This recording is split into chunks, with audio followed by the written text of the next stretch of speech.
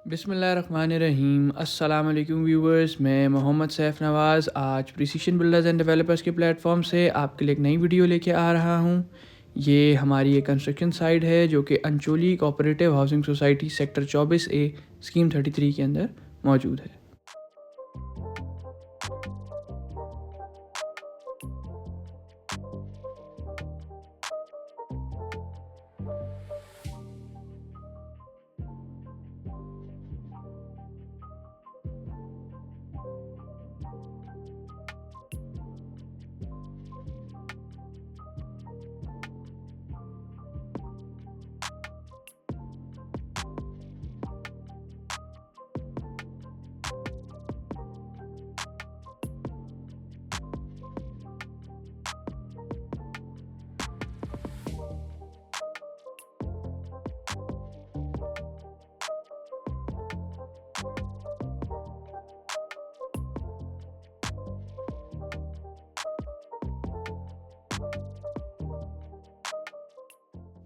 ये जो प्रॉपर्टी है ये फॉर सेल अवेलेबल है। अगर आप लोग 120 स्क्वायर यार्ड्स का घर Ancholi cooperative housing society scheme 33 के अंदर जो कि सेक्टर 24A के अंदर मौजूद है, अगर आप लोग परचेज़ करना चाहते हैं तो आप लोग हमारे गिवन नंबर्स पे कांटेक्ट कर सकते हैं।